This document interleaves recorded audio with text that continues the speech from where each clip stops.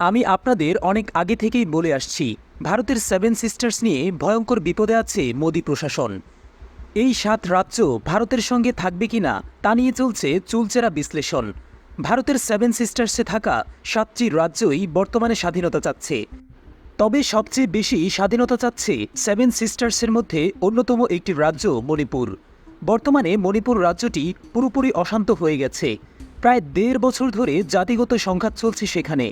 যদিও ভারতীয় মিডিয়া পড়ে থাকে বাংলাদেশের নিউজ নিয়ে, কিন্তু তাদের নিজ দেশের খোঁজ তারা রাখে না বা প্রকাশ করে না মান সম্মানের ভয়ে। মণিপুর রাজ্যটিতে বর্তমানে ভারতের সেনাবাহিনীর সাথে যুদ্ধ শুরু হয়ে গিয়েছে স্থানীয় স্বাধীনতাকামী যোদ্ধাদের। এই প্রথমবারের মতো মণিপুরের স্বাধীনতাকামী যোদ্ধারা বড় বিজয় অর্জন করল ভারতীয় সেনাদের বিরুদ্ধে, এবং এই প্রথমবারের মতো তারা যুদ্ধের মিসাইল এবং ড্রোন ব্যবহার করছে, যেটা নিয়ে চিন্তিত হয়ে গেছে ভারতীয় সেনাবাহিনী। একে জঙ্গি হামলা বলে উল্লেখ করছে ভারতীয় মিডিয়া। এখন প্রশ্ন হলো, স্বাধীনতাকামীদের হাত থেকে কিভাবে ড্রোন ও মিসাইলের মতো ভয়ঙ্কর সব অস্ত্র চলে আসলো? নাকি তারা নিজেরাই এসব অস্ত্র তৈরি করেছে? অথবা চীন নাকি বাংলাদেশ, কে তাদের এই অস্ত্র দিয়ে সাহায্য করল? কারণ বাংলাদেশের ক্ষমতায় যখন শেখ হাসিনা সরকার ছিল, তখন তো আর তারা এত বেশি মাথাচাড়া দিয়ে উঠতে পারেনি।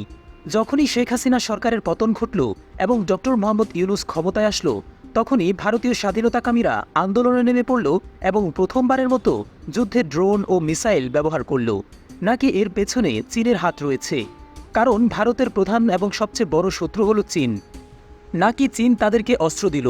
অর্থাৎ মণিপুরের এও স্বাধীনতাকামী সংগঠনের পক্ষে কারা অবস্থান করছে এবং তাদেরকে কারা সাহায্য করছে, চীন নাকি বাংলাদেশ?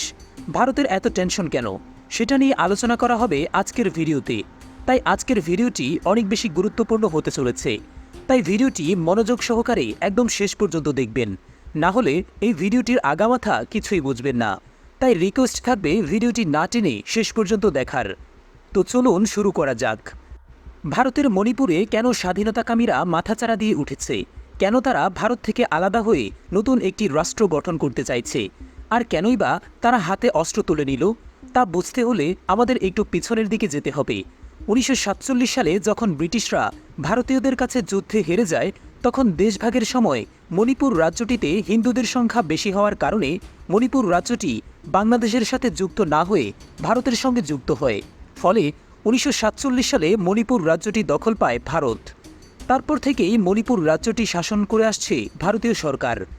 কিন্তু স্বাধীনতার এত বছর পরে এসেও সে রাজ্যটিতে কোনো উন্নতি করতে পারেনি ভারত।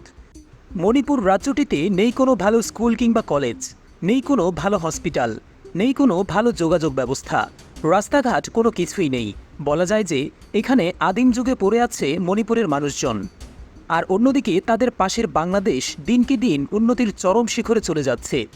শুধু এতটুকুই নয়, মণিপুর রাজ্যটিতে গণহারে গণহত্যা চালায় ভারতীয় সরকার।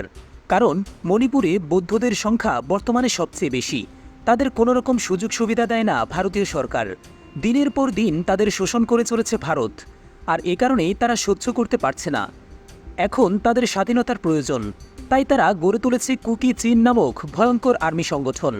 তাদের কাজ হল ভারতের কাছ থেকে তাদের রাজ্যটিকে দখল করা এবং নতুন রাষ্ট্র গঠন করা। আপনাদেরকে এখন এমন একটা তথ্য জানিয়ে রাখি, বাংলাদেশের চট্টগ্রামে যে বিচ্ছিন্নতাবাদী সংগঠন রয়েছে কুকিচেন ন্যাশনাল ফ্রন্ট, তারা কিন্তু মিয়ানমারেও অবস্থান করে এবং ভারতের মণিপুর রাজ্যটিতেও কিন্তু তারা অবস্থান করছে। অর্থাৎ একই বাহিনী কিন্তু পুরো এই অঞ্চলটি জুড়ে রয়েছে।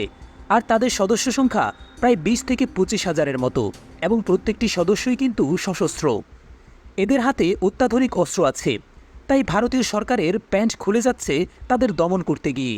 বর্তমানে রিসেন্টলি হামলায় মণিপুরের অবস্থা খুবই খারাপ হয়ে গিয়েছে।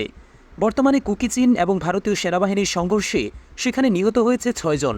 এছাড়া আকাশে উঠছে ভয়ঙ্কর সব ড্রোন। আবারও হামলার শঙ্কা করছে ভারতীয় সেনাবাহিনী। মূলত ভারতের উত্তর পূর্বাঞ্চলেও মণিপুর রাজ্যের জিরিবাম এবং বিশ্বপুর অঞ্চলে একের পর এক ড্রোন হামলা এবং রকেট হামলার ঘটনায় তীব্র আতঙ্ক ছড়িয়ে পড়েছে সেসব অঞ্চলে। এসব হামলা গোলাগুলির ঘটনায় এ পর্যন্ত ৬ জন মারা গেছে, আরও বেশ কয়েকজন আহত হয়েছে। আর এরা সবাই কিন্তু ভারতীয় সেনাবাহিনীর সদস্য হতে পারে। সেখানে বসবাসকারী স্থানীয় বাসিন্দারা জানান, আকাশে ক্রমাগত ভয়ঙ্কর সব অ্যাটাক ড্রোন উড়তে দেখা যাচ্ছে। এর ফলে ভয়ঙ্কর ও ভীতিকর পরিস্থিতি তৈরি হয়েছে সেখানে। ইতোমধ্যেই ছোটোখাটো যেসব স্কুল কলেজ ও সরকারি প্রতিষ্ঠান রয়েছে সবগুলোকেই কিন্তু বন্ধ ঘোষণা করা হয়েছে এবং থমথমে একটা পরিস্থিতি তৈরি হয়েছে পুরো মণিপুর রাজ্য জুড়ে। আর এই সংঘাত ছড়িয়ে পড়তে পারে বাকি অন্যান্য রাজ্যগুলোতেও। বলা যায় যে এই একটিমাত্র সংঘাত পুরো সেভেন সিস্টার্সকে ভারতের কাছ থেকে আলাদা করে দিতে পারে।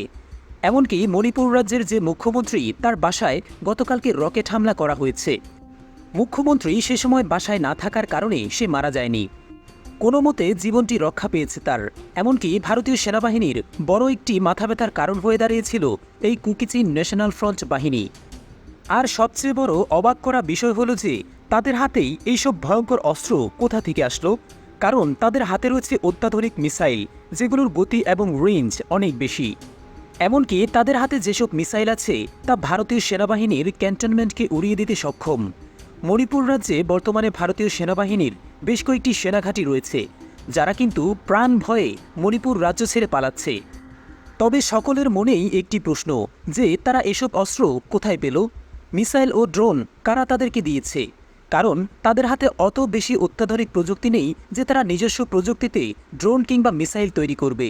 নিশ্চয়ই কোনো না কোনো দেশ তাদেরকে এগুলো সাপ্লাই দিয়েছে এবং সেটা গোপনভাবে।